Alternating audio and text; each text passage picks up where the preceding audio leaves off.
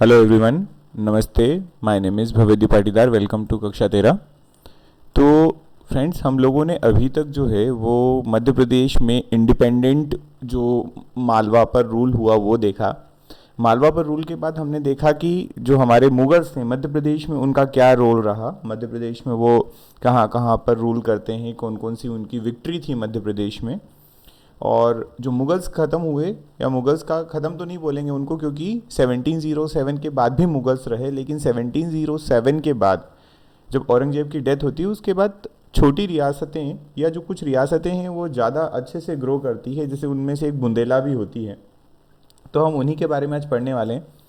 हमारा ये जो है प्रोबेबली ये जो सेशन होने वाला है ये मिडाइवल हिस्ट्री का लास्ट सेशन होगा। ठीक है, इसके बाद हम लोगों ने मॉडर्न ऑलरेडी पढ़ी हुई है।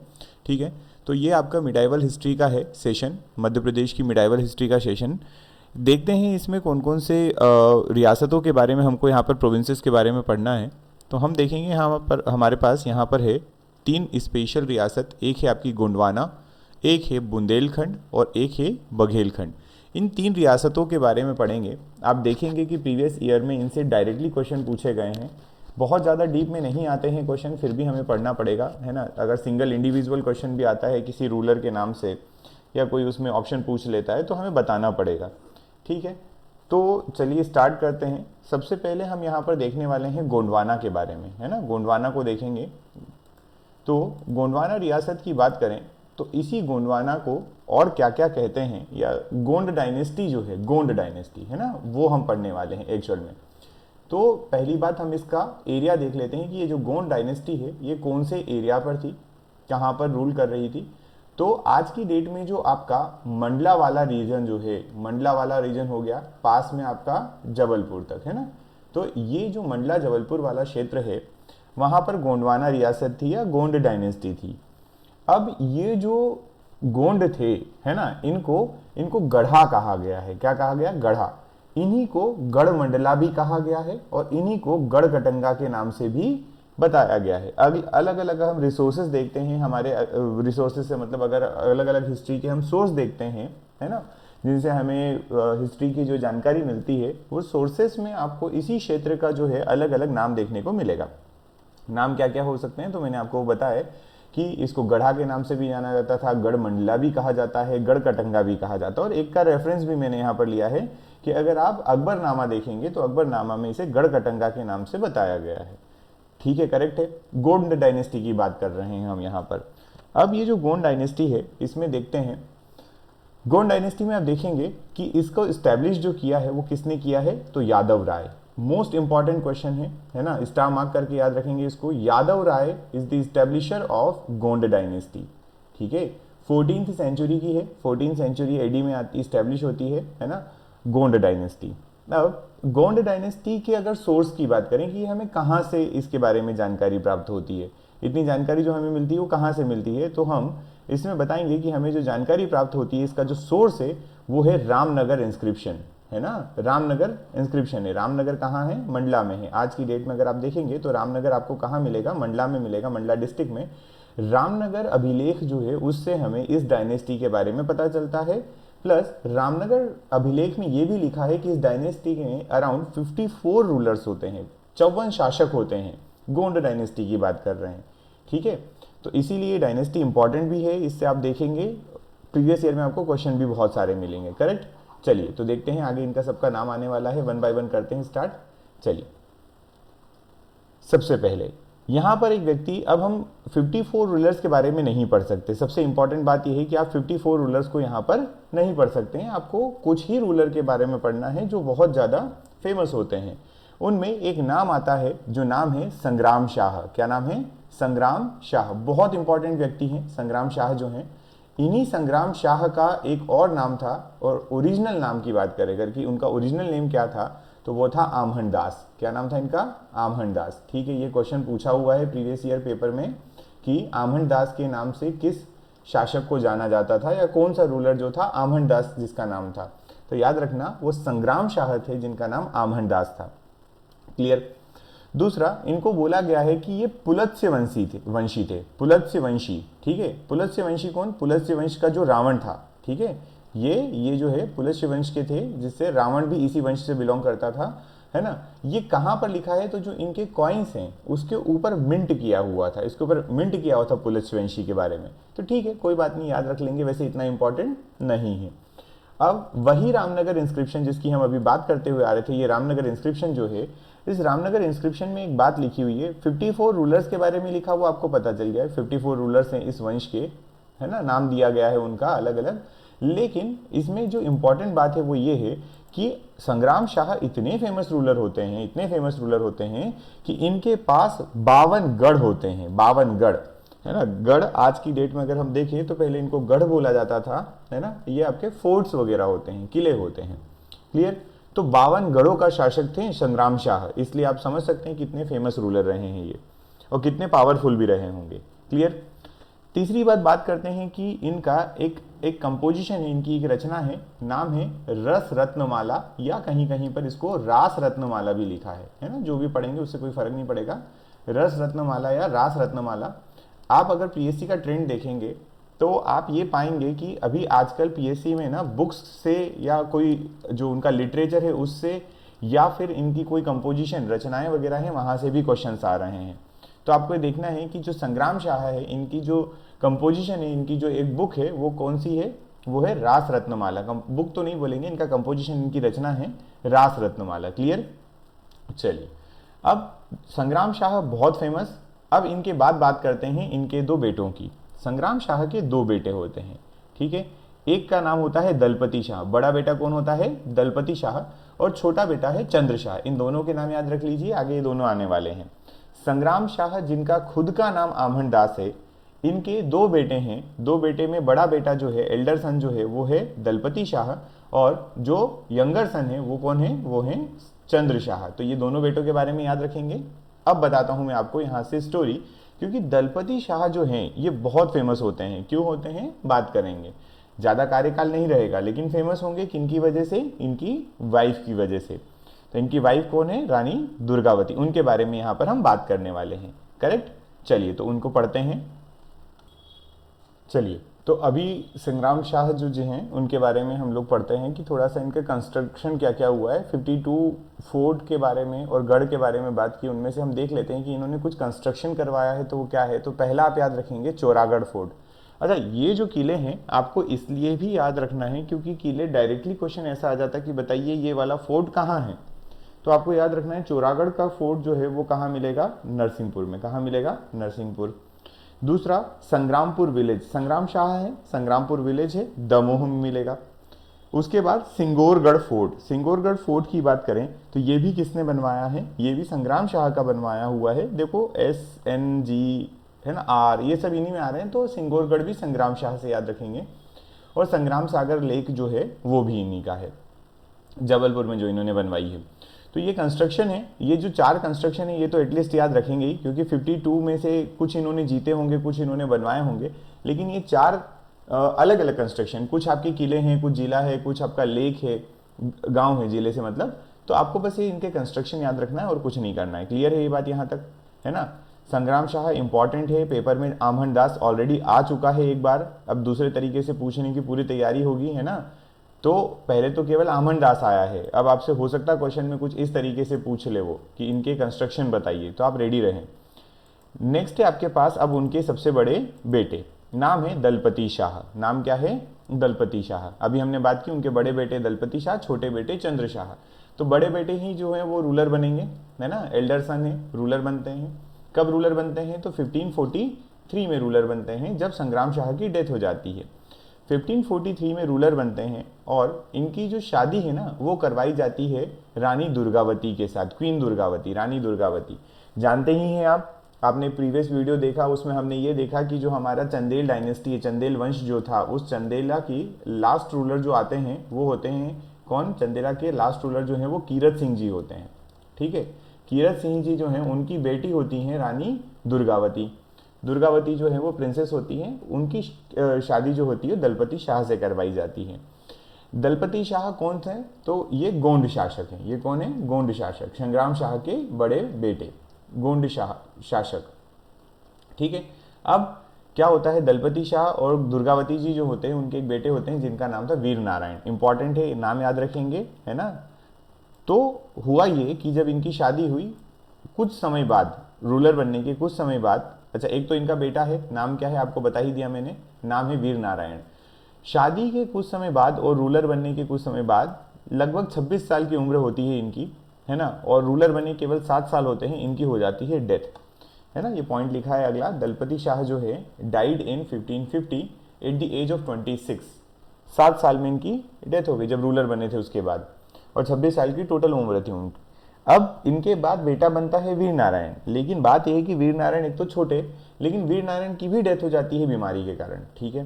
तो अब आप ये सोचिए कि चेन में आपके पास संग्राम शाह थे, संग्राम शाह की डेथ हुई तो बनाया गया कि इनको दलपति शाह को, दलपति शाह का बेटा बनता रूलर वीर नारायण, लेकिन वीर नारायण की भी डेथ हो गई। तो अब बची कौन, अभी इधर से देखें तो क्वीन दुर्गावती बच रही हैं, रानी दुर्गावती बच रही हैं। और अगर हम बात करें तो ये दलपति शाह के बेटे भाई चंद्र शाह भी है ना, संग्राम शाह के एक बेटे और है ना चंद्र शाह, ये बाद में पिक्चर में आएंगे, पर अभी तो है जो क्वीन दुर्गावती रूल करने वाली है ना। वीर नारायण की भी डेथ हो गई है, तो अब रूल जो है परमिशन लेकर कौन करेंगी, रानी दुर्गावती करेंगी। तो उनको हम देख लेते हैं रानी दुर्गावती के बारे में, देखिए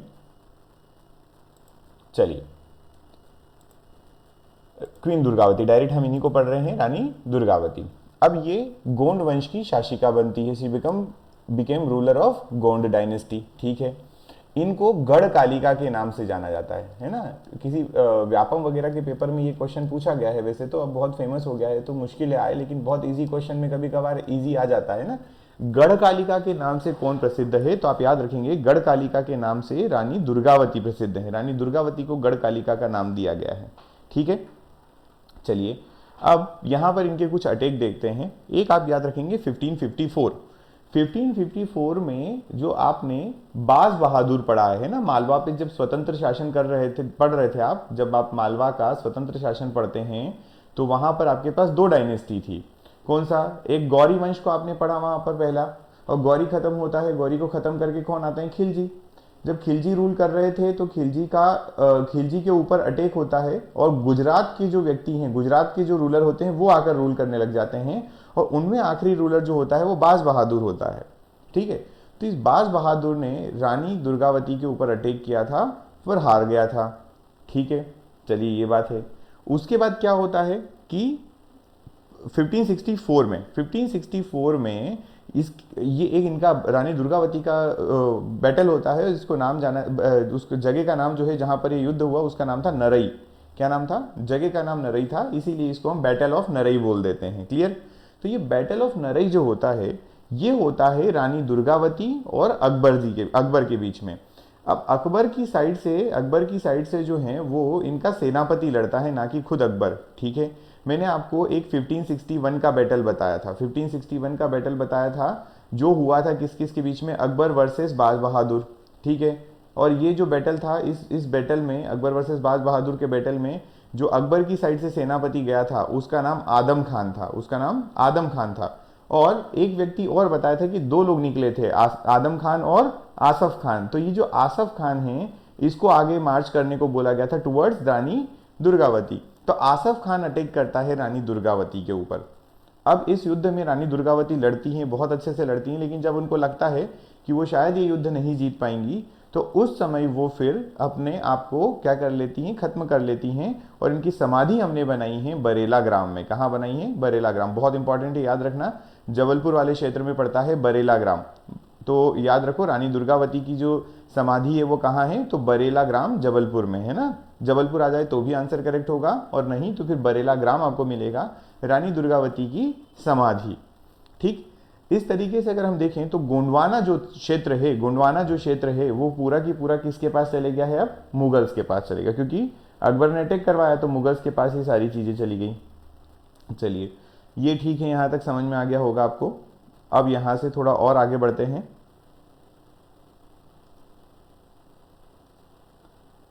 देखिए अब जब गोंडवाना पूरा चलेगा मुगल्स के पास में, तो यहां पर एक नई एंट्री हुई है चंद्र शाह। आप शायद इनको याद कर पा रहे होंगे, दलपति शाह के भाई, छोटे भाई, ठीक है। तो ये क्या करते हैं कि वो जो 52 गढ़ की बात आ रही थी, संग्राम शाह के पास 52 गढ़ थे, उसमें से कुछ तो रहे होंगे अभी भी, उनमें से 10 गढ़ को, है ना, 10 गढ़ों को किनको दे दिया जाता है, मुगल को दे देते हैं। मतलब ऐसे बोल देते हैं कि ठीक है ये 10 गढ़ आपके, मुगल जिनको रखना चाहें 10 गढ़ उनके, और बाकी का बचा कुचा साम्राज्य जो है वो वापस चंद्रशाह ले लेते हैं और अगले रूलर बन जाते हैं। चंद्रशाह जो है अगला शासक बन जाएगा इस डायनेस्टी का, मुगल्स को कुछ गढ़ देने के बाद। अब चंद्रशाह, ठीक है, बस इतनी ही बात करेंगे चंद्रशाह के बारे में। इनके बाद बात आती है मधुकर शाह। पेपर में कई बार इनका नाम भी आ चुका है ना, ये भी हैं, और एक और मैं बता दूंगा आपको आगे चलकर, मधुकर शाह। ये मधुकर शाह जो हैं, ये मधुकर शाह चंद्र शाह के बेटे होते हैं, यंगर सन ऑफ चंद्र शाह। तो मधुकर शाह कैसे रूलर बन गए फिर, अगर यंगर सन है तो ये क्या करते हैं, अपने पिता और अपने बड़े भाई को मार देते हैं ये। तो देखिए मधुकर शाह के बारे में लिखा है कि he killed Chandra Shah and his Elder brother, उनके बड़े भाई और पिताजी को जबलपुर के मदन महल के किले में मार देते हैं। अब ये मदन महल का किला कहाँ है, अगला पॉइंट आपके लिए आ गया है, जबलपुर में। तो ये मदन महल का जो किला है, ये मदन महल जो है आज की डेट में भी आप देखेंगे रेलवे स्टेशन भी है मदन महल। याद रखना एक और चीज, ये मदन महल का रेलवे स्टेशन मध्य प्रदेश का पहला पिंक रेलवे स्टेशन है। मदन महल किला है ना, उसके पास में जो रेलवे स्टेशन है, वो रेलवे स्टेशन जो है वो पिंक रेलवे स्टेशन है, क्योंकि यहाँ पर सभी जितनी भी एम्प्लॉयज़ हैं वो कौन थे, विमेन थे, है ना। तो ये पहला पिंक रेलवे स्टेशन होने का दर्जा किसको मिला हुआ है, मदन महल को मिला है, ठीक है। तो मदन महल का जो किला है उसमें हत्या कर दी जाती है मधुकर शाह द्वारा अपने पिता और अपने बड़े भाई की, क्लियर। और ये मधुकर शाह के बारे में एक पॉइंट है कि इसने इसने इशू किए होंगे, उसमें से हमें 2 स्क्वायर शेप के जो कॉइन मिले हैं, है ना, चौकोर आकार के कॉइन मिले हैं, और वो किसके बने हुए थे, वो पीतल के बने हुए थे, पीतल से बने हुए थे, क्लियर। ये देख लेना, पीतल को ब्रास ही बोलते हैं ना, कांस्य को ब्रोंज, हाँ पीतल को ब्रास ही बोलते हैं, ठीक है। तो इनके 2 स्क्वायर शेप के आपके कॉइन मिले हैं पीतल के बने हुए, क्लियर। किसके मिले हैं, मधुकर शाह। अजीबो गरीब कॉइन होंगे तो जरूर पूछा जाएगा, अदरवाइज कॉइन से रिलेटेड इतने क्वेश्चन नहीं आते हैं। ये केवल हमारे सोर्स ऑफ ये हिस्ट्री के सोर्स हैं, है ना, सोर्स ऑफ हिस्ट्री हैं ये, इसलिए इतने क्वेश्चन इनसे स्क्वायर से कॉइन से नहीं आते। कहीं कहीं कॉइन इंपॉर्टेंट हो जाते हैं, जैसे मैंने आपको जीतल बताया था, रुपयक बताया था, है ना, तो वो इंपॉर्टेंट हो जाते हैं। बढ़ें आगे यहाँ से, चलिए नेक्स्ट देखते हैं। अब उनके बाद आते हैं प्रेम शाह। प्रेम शाह या प्रेम नारायण, है ना, मधुकर शाह के बाद हम बात कर रहे हैं प्रेम शाह या प्रेम नारायण, दोनों नाम से जो भी आ जाए याद रखना। अब नाम में प्रेम लिखा है, क्या लिखा है, प्रेम, नाम में प्रेम है, तो प्रेम के देवता राधा और कृष्ण, एक पेयर, एक युगल जो राधा कृष्ण का है। तो प्रेम जो है, प्रेम शाह या प्रेम नारायण ने राधा कृष्ण मंदिर बनवाया, और राधा कृष्ण भगवान की पूजा आराधना करने के लिए, वो संस्कृत पढ़ाने के लिए संस्कृत स्कूल बनवाता है, ऐसे याद रख लो आप। तो इसने क्या बनवाया था, इसने राधा कृष्ण टेम्पल बनवाया जो संस्कृत, और साथ में स्कूल भी बनवाया संस्कृत का, क्लियर। यहाँ पे थोड़ा सा समझते हैं कि प्रेम शाह के साथ या प्रेम नारायण के साथ होता क्या है, ठीक है। 1634, अच्छा एक बात और ध्यान रखिएगा, कहीं कहीं पर बीच में रूलर्स छोड़ दिए जाते हैं, इसलिए छोड़ दिए जाते हैं क्योंकि 54 रूलर्स को हम नहीं पढ़ सकते, तो कुछ रूलर बीच में स्किप होते हैं। जहाँ कोई किसी का बेटा आता तो वहाँ पर मैं डायरेक्टली आपको बता ही रहा हूँ कि ये उसका बेटा है या फादर है, या है ना, जो भी एल्डर ब्रदर यंगर ब्रदर बात कर रहे हैं हम लोग, इतना बेटे बेटी से कोई रिलेशन नहीं है, कोई नहीं पूछता इनके फादर कौन है, कोई कुछ नहीं आता है, आप सीधे रूलर के बारे में याद रखें, क्लियर। अब बात करें 1634-35 की, तो यहाँ पर बुंदेला रियासत के, बुंदेला डायनेस्टी के, बुंदेला प्रोविंस के एक शासक होते हैं जिसका नाम होता है जुझार सिंह बुंदेला। क्या नाम होता है इसका, इसका नाम होता है जुझार सिंह बुंदेला। ये जुझार सिंह बुंदेला जो होते हैं ये अटैक करते हैं किसके ऊपर, तो गोंड शासक के ऊपर अटैक करते हैं। गोंड शासक उस समय कौन होते हैं, तो होते हैं प्रेम नारायण। इनके ऊपर अटैक करते हैं और इसमें प्रेम नारायण की डेथ हो जाती है, मतलब जुझार सिंह बुंदेला उसको मार देते हैं। जुझार सिंह बुंदेला ने जब प्रेम नारायण की हत्या की, तो अभी आपने देखा था कि चंद्र शाह जो है वो मुगल्स के साथ में, या मुगल से 10 उनको गढ़ दे देता है, और बाकी अपना मुगल के परमिशन के बाद अपनी डायनेस्टी स्टैब्लिश करता। मतलब गोंड जो है उसको कहीं ना कहीं, अब गोंड को मुगल्स का संरक्षण था, मुगल्स का थोड़ा सा सपोर्ट था, संरक्षण नहीं भी बोले तो सपोर्ट समझ लीजिए। जब गोंड डायनेस्टी के प्रेम शाह की हत्या हो जाती है बुंदेला की वजह से, बुंदेला डायनेस्टी के रूलर की वजह से, तो उस समय कंटेम्प्रेरी अगर आप देखेंगे तो शाहजहां रूलर है मुगल्स में, शाहजहां अपने बेटे औरंगजेब को भेजता है ये जुझार सिंह बुंदेला के अगेंस्ट, ठीक है, इसको रोकने के लिए, इसको समझाने के लिए। तो होता ये है कि ये जुझार सिंह बुंदेला औरंगजेब के डर से भागता है, और जुझार सिंह बुंदेला जब भागता है तो ये जंगल में जाता है कहीं, और जब जंगल पहुंचता है तो वहां पर कोई और दूसरे गोंड होते हैं, उन्होंने, और गोंड शासक होंगे ना, केवल एक तो हो नहीं सकते, तो आसपास के क्षेत्रों में भी कुछ गोंड रूलर्स वगैरह होते होंगे, गोंड जनजाति रहती होगी, तो उनमें से कुछ गोंड रूलर्स ने इस जुझार सिंह बुंदेला को मार दिया। ठीक है, तो जुझार सिंह बुंदेला जो बुंदेला डायनेस्टी के रूलर होते हैं, उनकी यहाँ पर हत्या हो जाएगी। तो अच्छा, ये भी बात समझ में आ रही होगी आपको यहाँ से कि हमने जो स्टार्टिंग वाले पेज पे गोंडवाना की बात की है, गोंड डायनेस्टी की बात की, तो अब यहाँ पे बुंदेला साथ में आ गए, है ना। तो ये सब कंटेम्प्रेरी है ना, गोंड बुंदेला वगैरह सब ये कंटेम्प्रेरी है, आसपास ही रहेंगे सब। क्लियर है।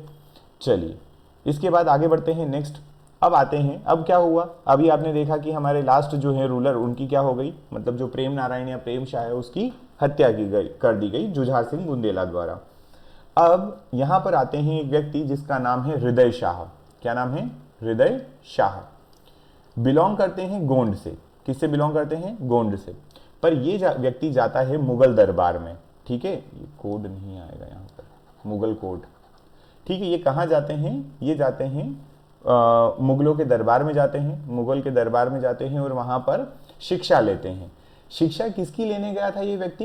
म्यूजिक की। लेकिन वहां से क्या लेके आता मैं बताता हूँ। देखो, म्यूजिक तो सीखा इसने, जो सीखने गया था वो तो ठीक है, लेकिन ये वहां पर तांत्रिक विद्या भी सीख के आता है ना, इसको तांत्रिक विद्या भी आती थी। और दूसरा, यहाँ वहां पर इसको एक लड़की से प्यार हो जाता है जिसका नाम होता है चिमनी। क्लियर। तो दो बातें याद रखेंगे। हृदय शाह का हृदय वहां जाकर पिघल गया, ऐसे याद रख लेना। तो हृदय शाह जो है, ये एजुकेशन की, ये कोड यहां से हटा देना है ना, ये कोड नहीं है, ये कोर्ट है, मुगल कोर्ट में जाता है, मुगल दरबार में जाता है। हृदय शाह जो है वो संगीत की शिक्षा लेने मुगल कोर्ट जाता है। वहां पे उसको चिमनी नाम की एक लड़की से प्यार हो जाता है, और इस चिमनी नाम की लड़की से शादी करने, क्योंकि ये जो है ये मुगल है, मुगल की ये मुस्लिम है, और हृदय शाह जो है गोंड हिंदू है, तो मुगल एम्परर से ये क्या करता है, परमिशन लेता है, और उसके बाद चिमनी से शादी कर लेता है। ठीक है, चलिए ये भी ठीक है। फिर मैंने आपको बता दिया कि अब वहां से तांत्रिक शिक्षा ले लेकर आ जाता है। चलिए कोई बात नहीं, अच्छी बात है। अब यहां पर याद रखना कि हृदय शाह ने जो है रामनगर को कैपिटल बनाया था। ठीक है, रामनगर को कैपिटल किसने बनाया था, ये क्वेश्चन याद रखना। रामनगर को राजधानी बनाने वाला व्यक्ति कौन था? रामनगर को राजधानी जो बनाई थी वो हृदय शाह ने बनाई थी। ठीक है, हृदय शाह जो है उसने रामनगर को राजधानी बनाई, है ना। रामनगर से ऐसा याद रख लो कि राम राज्य, रामनगर से राम राज्य, और कोई वहां पर हिंदू मुस्लिम कुछ नहीं होगा, तभी तो इसने चिमनी से शादी कर ली, है ना, है ना। तो हिंदू मुस्लिम की कोई बात नहीं, इसने राम राज्य और इसने रामनगर को कैपिटल बना ली, केवल याद रखने के लिए, और इसका कोई लेना देना नहीं है, बिल्कुल बेतुकी सी बात है। बट आपको ये चीज, अगर ऐसे कोई आप निमोनिक्स बनाकर देखते हैं, ऐसे कोई चीज आप किसी चीज को रिलेट करके याद करते हैं, तो ईजी याद रह जाती है। क्लियर, इसलिए ये मैंने बोल दिया। अब यहां से आगे बढ़ेंगे, देखते हैं नेक्स्ट। अब बात करेंगे हृदय शाह के बारे में, काफी इंपॉर्टेंट है इसके कंस्ट्रक्शंस। हृदय शाह के कंस्ट्रक्शन देखते हैं, बहुत ज्यादा इंपॉर्टेंट। ये व्यक्ति खुद के लिए मोती महल बनवाता है ना। मोती महल खुद का महल है, इसी को आप राजा का महल भी कहेंगे। क्या कहेंगे? राजा का महल। तो राजा का महल या मोती महल किसने बनवाया? तो ये बनवाया है हृदय शाह ने। कहां बनवाया है? रामनगर में बनवाया है। लोकेशन की बात करें तो ये नर्मदा नदी के किनारे है, और रामनगर मैंने आपको पहले ही बता दिया कहाँ है, मंडला में है। ठीक है, इतनी बातें। पहला इसका याद रखना, पहला इसका है मोती महल। मोती महल किसने बनवाया है? हमारे हृदय शाह ने। राजा का महल के नाम से जाना जाता है, नर्मदा नदी के किनारे है, मंडला में है, रामनगर। दूसरा रानी का महल है ना, खुद के लिए राजा का महल, तो दूसरा रानी का महल इसने बनवाया, रानी का महल बनवाया।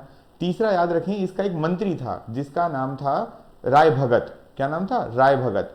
तो राय भगत के लिए भी इसने एक महल बनवाया, तो उसको बोलते हैं, राय भगत के महल को बोलते हैं मंत्री महल, और उसको दूसरे शब्दों में राय भगत की कोठी भी कहा जाता है। राय भगत की कोठी। राय भगत कौन थे? तो इसके मंत्री थे, जिनके लिए राय भगत की कोठी या महल बनवाता है।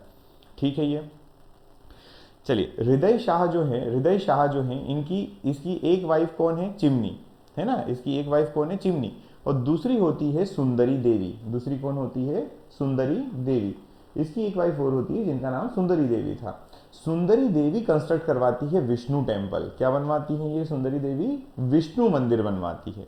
देखो लिखा है विष्णु टेम्पल कंस्ट्रक्टेड बाय रानी सुंदरी देवी, ये याद रखना पड़ेगा आपको। मैंने जरूर ऊपर कंस्ट्रक्शन में हृदय शाह का नाम लिखा है, लेकिन ये विष्णु टेम्पल जो है रानी सुंदरी देवी ने बनवाया है, ठीक है।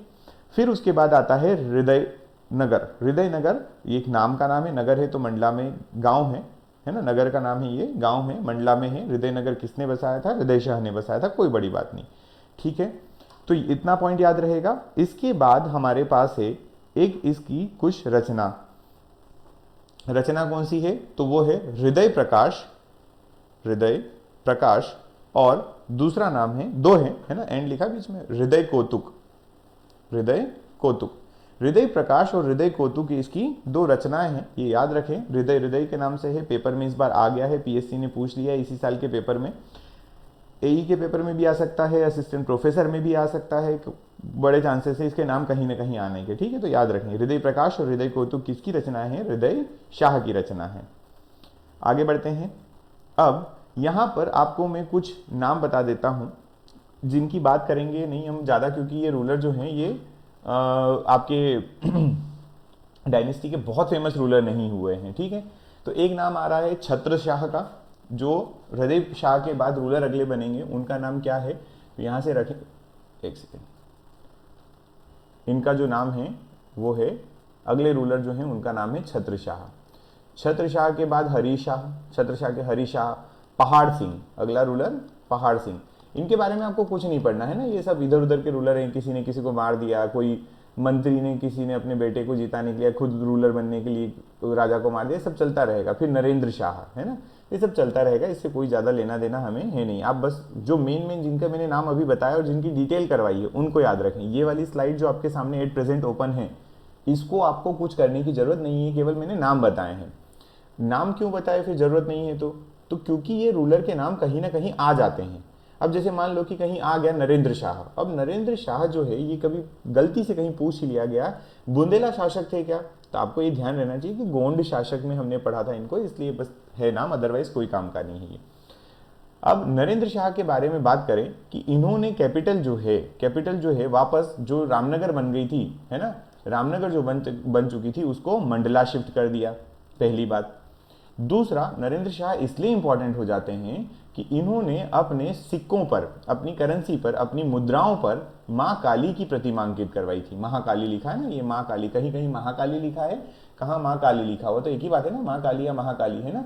तो इनकी प्रतिमा अंकित कराने वाला शासक कौन था? वो नरेंद्र शाह। देखो ऐसे यूनिक क्वेश्चन हिस्ट्री से बिल्कुल पूछे जाते हैं, क्योंकि हिस्ट्री नॉर्मल हिस्ट्री नहीं है यहाँ पर, है ना, कि ऐसे ही बस आपने पढ़ लिया और हो गया।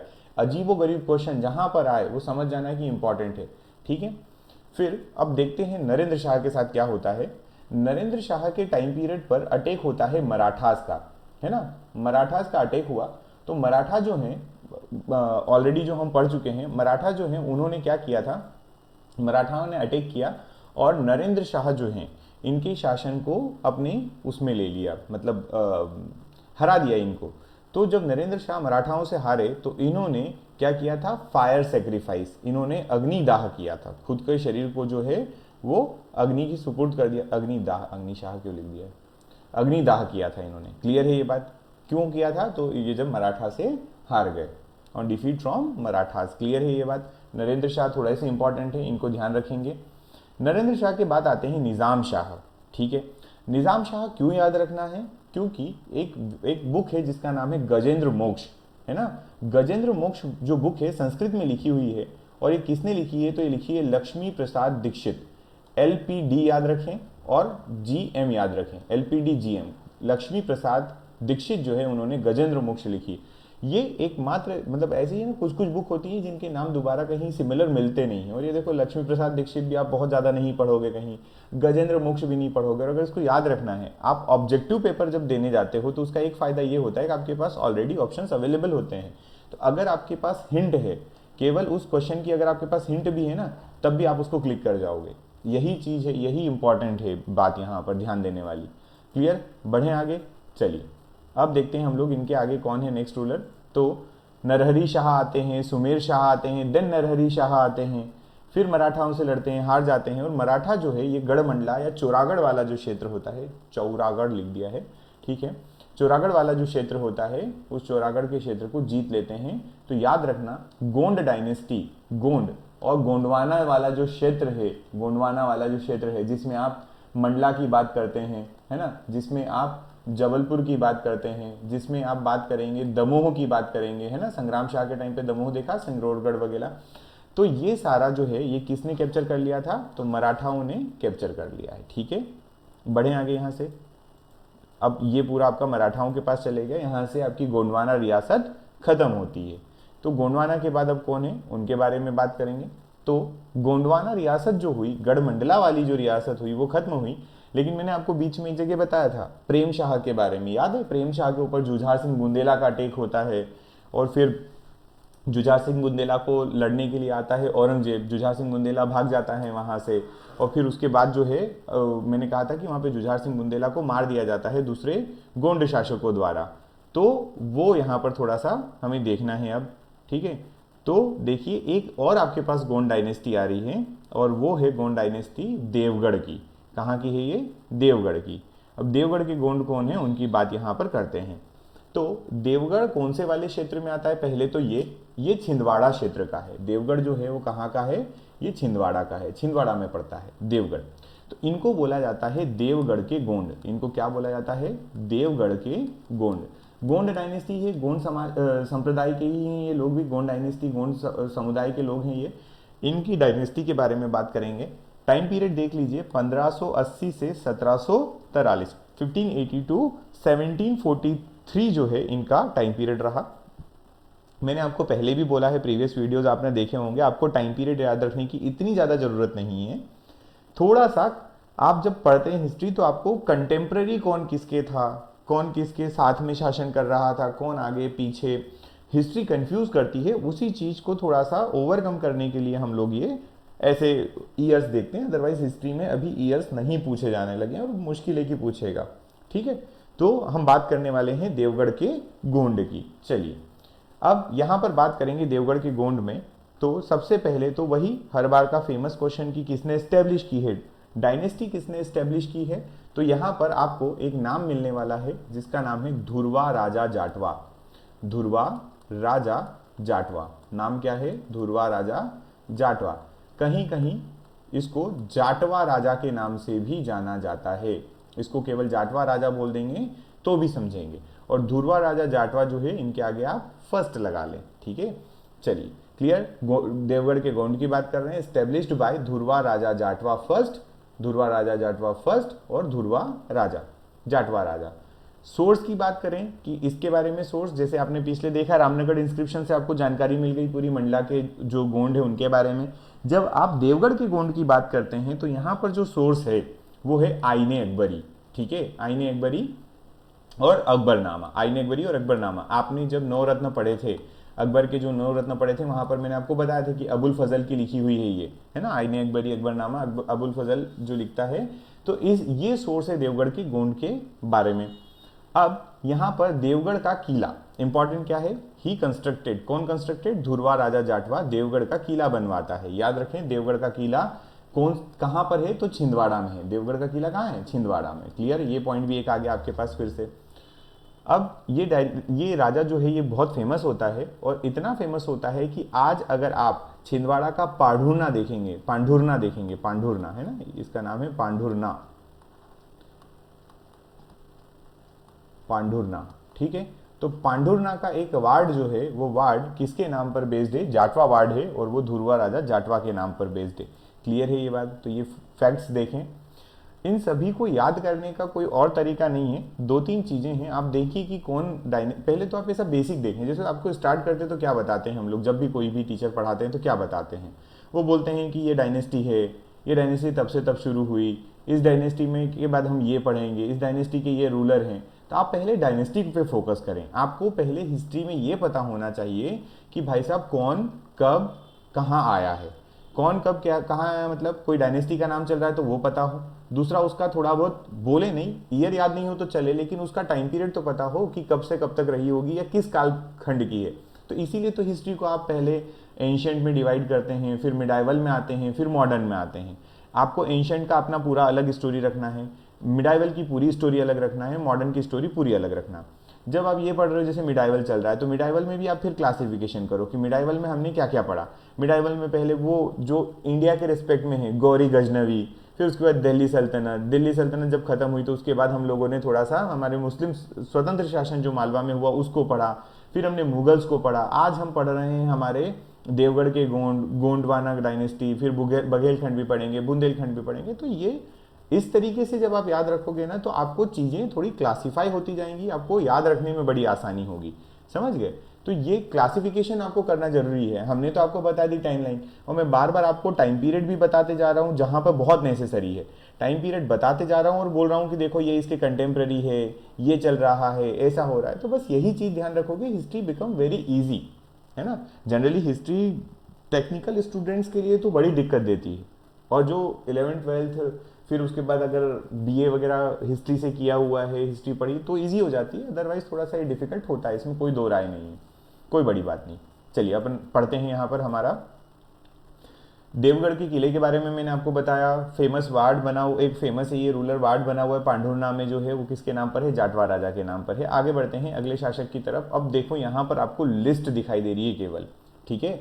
आपको केवल लिस्ट देखना है, कोई काम का नहीं है ना, कोई मतलब नहीं है ज़्यादा वो करने से, याद रखने से, क्योंकि डायनेस्टी बहुत ज़्यादा वो नहीं होती। तो धुरवा राजा जाटवा हो गया, फिर इसके बाद दल शाह आते हैं, फिर कोक शाह आते हैं। चलो इनके बारे में मैं हिंदी में भी लिख देता हूँ। धुरवा राजा जाटवा फाउंडर हैं, उसके बाद आप देखेंगे आपको एक दल शाह मिलेंगे, ठीक है। फिर आपको मिलेंगे कोक शाह। जो कोक शाह मिलेंगे इनके आगे आपको फर्स्ट मिलेगा, पहला कोक शाह ये हैं। फिर आते हैं केसरी शाह, नाम क्या है, केसरी शाह है। और ये केसरी शाह जो हैं इन्हीं को जाटवा सेकंड बोला गया है, इसीलिए पहले वाले के आगे जो पहले धुरवा राजा जाटवा था वहां पे वन लगाना पड़ा, क्योंकि जो केसरी शाह हैं इनको जाटवा सेकंड भी बोला गया है। तो ठीक है, फिर देखेंगे कोक शाह वन हो गए। अब आते हैं अगेन एक और कोक शाह, जो कोक शाह सेकंड हो जाते हैं यहाँ पर। ये डायनेस्टी के रूलर्स चल रहे हैं। फिर आते हैं इस्लाम यार खान, अगला कौन है, इस्लाम यार खान है अगले, ठीक है यहाँ पे। फिर हम बात करें दीदार शाह, है ना, और ये दीदार शाह जो है इनको ही दीनदार शाह भी कहा गया है। इन्हीं को क्या कहा गया है, दीनदार शाह, क्योंकि इंग्लिश में ये दीदार भी लिखते हैं और कहीं कहीं DIN भी लिख दिया जाता है बीच में, तो इसको दीदार ऐसे भी लिखते हैं, और जो ये ऐसे लिखा है ऐसे भी लिखा जाता, कोई फर्क नहीं पड़ता, दीनदार या दीदार शाह, ठीक है। नेक्स्ट देखेंगे अगले हैं चांद सुल्तान, है ना, अगला नाम क्या है, चांद सुल्तान है अगला नाम, ठीक है। चलिए चांद सुल्तान के बाद रूलर कौन बने, तो वली शाह। चांद सुल्तान के बाद अगर देखें तो वो वली शाह थे, जिनको वली सुल्तान बोला गया, ठीक। फिर उसके बाद कौन बनते हैं, तो बुरहान शाह और अकबर शाह। यहाँ पे दो नाम एक साथ आ रहे हैं ना, ऐसा आप जनरली हिस्ट्री में नहीं देखेंगे। बुरहान शाह प्लस एक नाम आ रहा है आपका अकबर शाह का, ठीक है। ये अकबर वो अकबर वाला अकबर नहीं, ये आपकी गोंड डायनेस्टी का रूलर है। तो इन दोनों ने कंबाइंड रूल किया था, है ना, इन दोनों ने कंबाइंड रूल किया था। They were the combined rulers and last ruler of the dynasty. Clear हो गया। जब आपकी गोंड डायनेस्टी, देवगढ़ के गोंड आखिरी होते हैं तो वहां पर अटैक होता है रघुजी भोसले का, और रघुजी भोसले जो होते हैं वो भी मराठा होते हैं, है ना। ये भोसले जो होते हैं इन्होंने क्या किया, कैप्चर कर ली थी डायनेस्टी के बारे में, पूरी डायनेस्टी कैप्चर कर ली थी मराठास ने। क्लियर है। तो ये देवगढ़ के गोंड भी यहाँ पर खत्म हो गए। मैंने आपको इनके नाम बताए हैं, आप इनको समझ ही गए होंगे, दल शाह, कोक शाह, केसरी शाह, कोक शाह, इस्लाम यार खान, दीनदार खान, चांद सुल्तान, वली सुल्तान, बुरहान शाह, अकबर शाह। तो ये लोग हैं, ज़्यादा कोई खास बात याद रखना नहीं है, पर ये क्योंकि डायनेस्टी थी बीच में इसलिए आपको यहाँ पर बता दी। आगे बढ़ें थोड़ा, ठीक है। चलिए अब हमारे पास है अगली रियासत जिसका नाम हम लेने वाले हैं बुंदेला डायनेस्टी। अगली डायनेस्टी कौन सी है, बुंदेला डायनेस्टी। बुंदेला डायनेस्टी के बारे में बात करेंगे। अभी इनके बारे में थोड़ा सा हम पढ़ के आ रहे हैं, बुंदेला डायनेस्टी के बारे में। आप पढ़ेंगे आगे तो आपको ऑटोमेटिक ये बात समझ में आ जाएगी। चलिए सबसे पहले अब ये बुंदेला जो रूलर्स हैं, ये बुंदेला रूलर कौन से क्षेत्र के रूलर हैं, कहाँ के रूलर थे, ये बात करें तो बुंदेला जो हैं ये इन्होंने ओरछा वाले क्षेत्र पर शासन किया। बुंदेलास जो हैं इन्होंने कहाँ शासन किया, ओरछा वाले क्षेत्र पे। बुंदेलखंड वाला क्षेत्र है ना, सिंपल से बात करें तो बुंदेलखंड वाला क्षेत्र है, इन्हीं को बोलते हैं बुंदेला ऑफ ओरछा या बुंदेलखंड प्रोविंस। इसके लिए भी क्वेश्चन जो है पीएससी ने पूछ लिया है कि बुंदेला डायनेस्टी की, अभी बाद में मैं आपको एक बुंदेला विद्रोह भी बताऊंगा आगे चल के, है ना, वो मॉडर्न हिस्ट्री में आएगा 1842 का। अभी हम यहाँ पे जो बात कर रहे हैं उनकी बात करते हैं।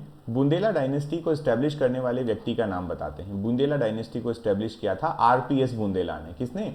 आरपीएस बुंदेला। ऐसे याद रखेंगे, इजी याद रहेगा, आरपीएस बुंदेला। रुद्र प्रताप सिंह बुंदेला। क्लियर?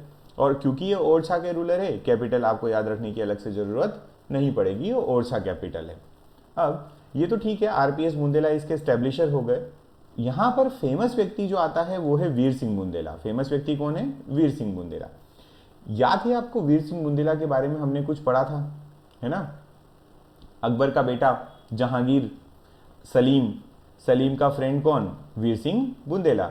किसको मारने को बोला गया था? अबुल फजल को। याद है, मैंने बताया था आपको पहले कि अबुल फजल, है ना, आईने अकबरी का जो राइटर है, उसको किसने मारा था? उसको मारा था वीर सिंह बुंदेला ने। किसके कहने पर? जहांगीर के कहने पर। वीर सिंह बुंदेला इतना अच्छा दोस्त था जहांगीर का कि ओरछा में एक किला है, याद रखना अगला किला आया है। ओरछा में एक किला है जिसको जहांगीर महल बोला जाता है ना।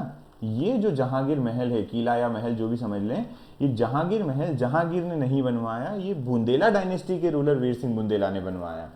तो ये इंपॉर्टेंट हो जाता है कि बताओ, वीर सिंह बुंदेला बुंदेला डायनेस्टी का है और मुगल के लिए किला बनवाता है, जो नाम क्या है किले का? जहांगीर महल। इसके दोस्त के ऊपर बनवाता है, दोस्त के लिए बनवाता है। राइट? क्लियर इतना? आगे बढ़ते हैं। अब इसके कुछ कंस्ट्रक्शन में बात करें तो एक तो मैंने आपको बता ही दिया, जहांगीर महल हो गया, जहांगीर महल बनवाया इसने। दूसरा आपको करेरा वाले क्षेत्र में, है ना, एक किला मिलेगा, करेरा किला, करेरा फोर्ट, जो आज की डेट में दतिया में है। ठीक है, करेरा किला अगर देखा जाए, करेरा फोर्ट की बात की जाए तो करेरा जो है वो कहां पर मिलेगा? वो दतिया में मिलेगा। राइट? ठीक है, बढ़ते हैं आगे नेक्स्ट।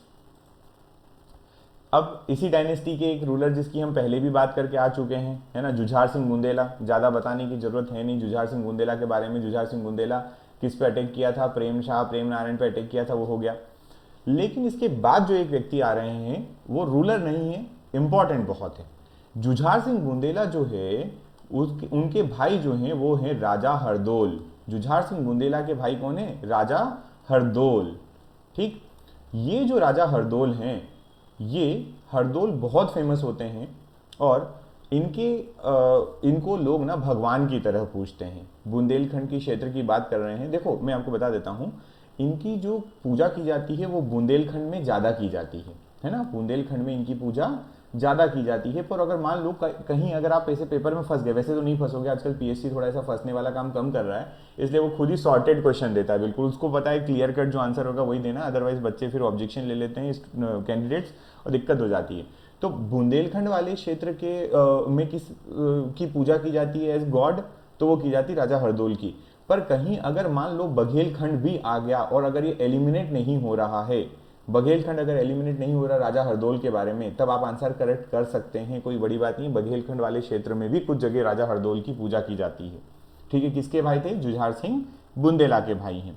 अब एक यहाँ पर गाना है, फोक सॉन्ग है, लोक गायन है, हरदौल की मनोती, है ना। मैंने इसलिए बोला पूजा की जाती क्योंकि अब आपको हरदौल की मनोती देखना है। और ये हरदौल की मनोती जो है एक विशेष प्रकार का गीत है जो बुंदेलखंड वाले क्षेत्र में गाया जाता है। ठीक है, तो अगर बाय चांस हरदौल की मनोती आ गया, है ना, और हरदौल की मनोती आ गया, मैं पूछ रहा हूं आपसे क्वेश्चन, मान लो ऐसा बना, बाय चांस की बात कर रहा हूं, हरदौल की मनोती कहां गाई जाती है? Option number 1 Baghelkhand, option number B Bundelkhand, option number C दोनों, मतलब दोनों जगह पर। और अगर आपसे पूछा जाता है कि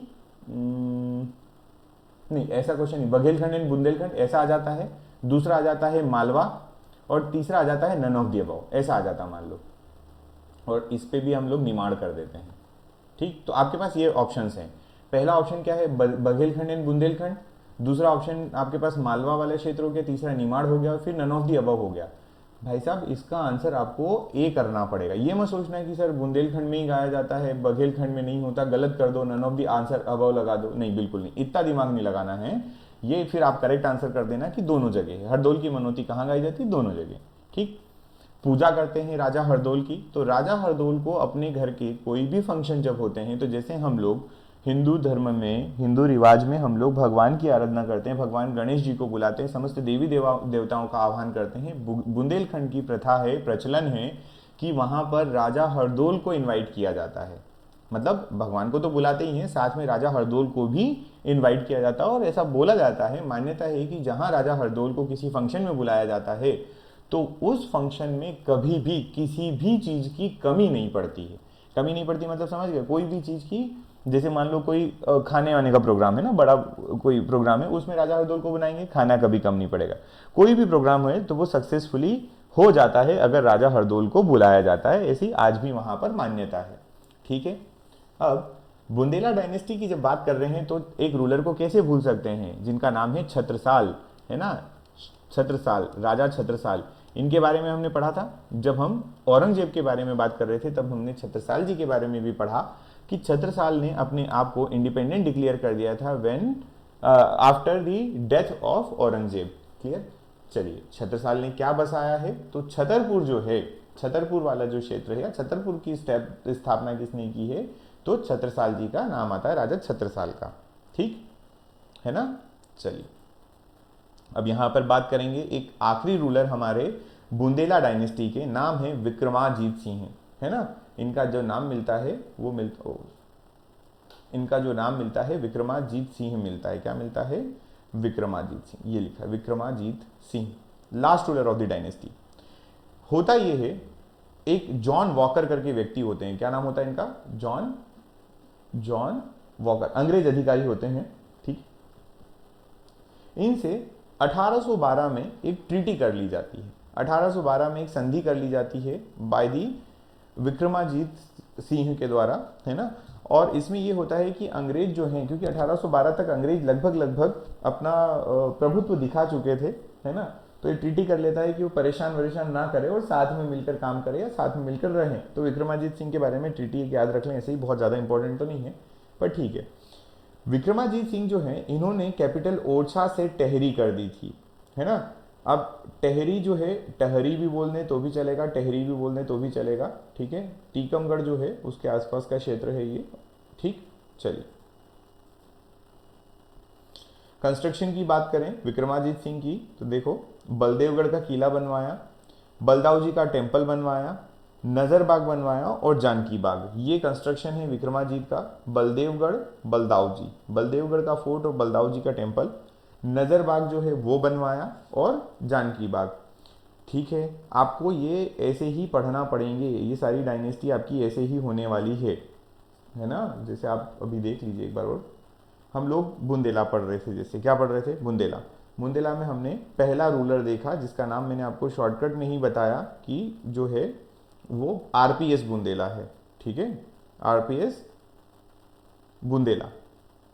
फिर उसके बाद इसमें जो मेन जो है वो आपके सबसे इंपॉर्टेंट जो एक रूलर आपको याद रखना है, वो कौन याद रखना है, वीर सिंह बुंदेला याद रखना है। फिर आप बात करेंगे यहाँ पर जुझार सिंह बुंदेला की। फिर उसके बाद बात करेंगे आप नीचे आपका विक्रमाजीत, ये सारे रूलर हटा दो, विक्रमाजीत सिंह, है ना। तो ये हो गया आपका रूलर टीकमगढ़ के आसपास टेहरी वाला क्षेत्र। तो बलदेवगढ़ का फोर्ट अगर आपसे कोई पूछेगा, आप आंसर क्या करेंगे, कहाँ है, टीकमगढ़ में है। बलदेवगढ़ का किला कहाँ है, टीकमगढ़ में पड़ता है। ठीक है, बढ़े आगे यहां से। चलिए, अब आती है अगली रियासत जिसका नाम है बघेलखंड। अगली रियासत हमारी क्या है, बघेलखंड प्रोविंस है। बघेलखंड के बारे में पढ़ते हैं। बघेलखंड में आपसे पूछा जाएगा पहला क्वेश्चन एज ऑलवेज कि इसके जो रियासत के संस्थापक है वो कौन है। तो संस्थापक की बात करें तो यहां पर आपको व्याघ्रदेव या फिर बाघदेव, और ये वैसा वाला और लिखा है ना, और ऐसा वाला बाघदेव, एक ही व्यक्ति है ना, बाघदेव से या व्याघ्रदेव के नाम से जाने जाएंगे। ठीक है, ये बघेलखंड जो रियासत है उसके रूलर हैं। नेक्स्ट बात करें कि इन्होंने क्या बनवाया था, तो बांधवगढ़ का किला। अब सुनना ध्यान से, बांधवगढ़ का किला जो है ये आपको बांधवगढ़ नेशनल पार्क में मिलता है, उमरिया वाले क्षेत्र में, है ना। ये किले के बारे में मान्यता है कि भगवान राम ने बनवाया था अपने छोटे भाई लक्ष्मण जी के लिए, है ना। अगर हम बहुत पुरानी बात करें तो भगवान राम जी ने अपने भाई लक्ष्मण जी के लिए इस क्षेत्र में बनवाया था बांधवगढ़ का फोर्ट। लेकिन कहीं कहीं इतिहासकार आज की डेट में देखें तो वो 5000 या 7000 साल पुरानी जो बात है भगवान राम की या जो वो उन्होंने जो अवतार लिया, धरती पर रहे, वो जो पुरानी बात है, उतने टाइम तक तो कोई किला संरक्षित रहेगा नहीं। ठीक है, तो हम यहाँ पर बात करते हैं कि ये जो बांधवगढ़ जो फोर्ट है, बांधवगढ़ का किला जो है वो किसने बनवाया, तो बनवाया है व्याघ्रदेव ने। ठीक है, चलिए अब यहाँ से एक बहुत फेमस व्यक्ति जिनका नाम है सारंगदेव या फिर संग्राम सिंह। ठीक है, सारंगदेव या संग्राम सिंह, इन्होंने उदल उदल आला उदल की बात कर रहे हैं, इन्होंने उदल को हराया था और जहां पर उसको बंदी बना के रखा था उसको उदल की कोठरी कहा जाता है, उदल की कोठरी। ठीक है, ये बात है ना। ठीक है, फिर बात करें हम लोग इसके अगले रूलर की, वीरभानु। वीरभानु जो है ये वीरभद्र के नाम से भी जाने जाते हैं, वीरभद्र देव, है ना। इनको क्यों पढ़ना पड़ रहा है, देखो ज्यादा इंपॉर्टेंट नहीं, यहाँ पर केवल आप एक नाम याद रखें अभी फिलहाल में, बघेलखंड रियासत में एक नाम याद रखें, वो है नाम आपका इसके संस्थापक का नाम व्याघ्रदेव, व्याघ्रदेव या बाघदेव। बाकी ये जो नाम आ रहे हैं जैसे सारंगदेव आ रहा है, वीरभानु आ रहा है, ज्यादा इंपॉर्टेंट नहीं है। वीरभानु क्यों पढ़ा जा रहा है, वीरभानु इसलिए पढ़ा जा रहा है कि इन्होंने एक बुक या इनका एक रचना है और वो है कंदर्प चूड़ामणि। क्या नाम है इसका, कंदर्प चूड़ामणि। ये याद रखें किसने लिखी है कंदर्प चूड़ामणि, किस शासक की रचना है अगर पूछा जाता है तो वीरभद्र देव की है, वीरभानु के नाम से भी फेमस है। आगे बढ़ते हैं, नेक्स्ट स्लाइड पे आइए। अब देखेंगे हम लोग राजा रामचंद्र के बारे में। आप लोग राजा रामचंद्र को बहुत अच्छे से जानते हैं, कैसे जानते हैं, आपने राजा रामचंद्र पढ़ा है। राजा रामचंद्र अकबर के समकालीन वाले, याद आया, अकबर ने जो अपने एक सेनापति को भेजा था जलाल खान को, है ना, कि जाओ और जाकर राजा रामचंद्र, रीवा के राजा, याद आया, इनको क्या बोला जाता है, रीवा के राजा।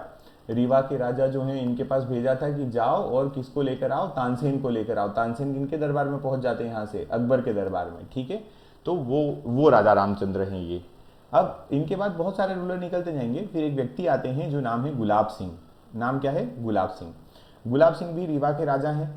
1922 से 1946, ये ऑलमोस्ट मॉडर्न की बात है पूरी, है ना, मॉडर्न हिस्ट्री की बात है, पर यहाँ आ रहे हैं। गुलाब सिंह जो हैं ये रूल करते हैं 1922 से लगा के 1946 तक, है ना। इन्होंने कई सारे काम किए, इन्होंने सामाजिक कार्य किए हैं, इन्होंने शिक्षा के क्षेत्र में बहुत अच्छा काम किया है, इन्होंने स्वास्थ्य के क्षेत्र में काम किया है, एडमिनिस्ट्रेटिव प्रशासन के क्षेत्र में अच्छा काम किया है, ये सब बातें इनकी है। ठीक है, फिर उसके बाद आते हैं राजा मार्तंड सिंह।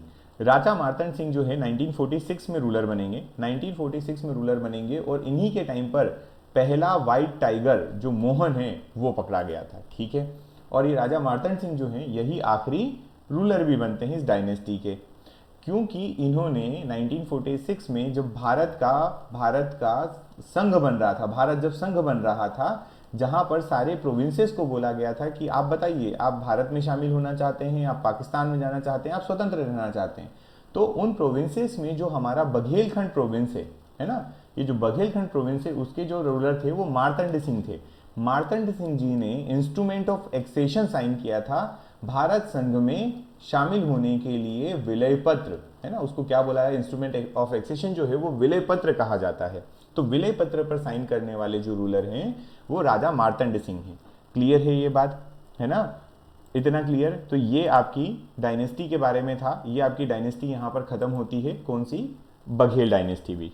ठीक है, सॉरी। तो आपको आज जो हमने पढ़ा उसके बारे में मैं आपको एक थोड़ा सा,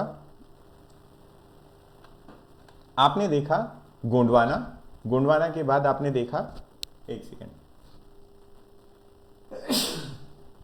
गोंडवाना रियासत जो आपने देखी, गोंडवाना आपने दो गोंड देखे, है ना, एक आपने देखे मंडला वाले, गढ़ मंडला वाले, गढ़कटंगा, है ना, और दूसरे जो आपने देखे वो देखे देवगढ़ के गोंड। क्लियर है, तो ये दो गोंड आपने देखे।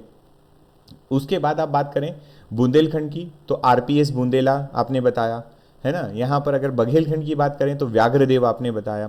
क्लियर है, तो ये आपको याद रखना है कौन कौन रूलर हैं, गोंडवाना वाले क्षेत्र में कौन पहला रूलर था, क्या था, ये सब चीज़ें यहाँ से आपको ध्यान होना चाहिए। क्लियर है ये बात।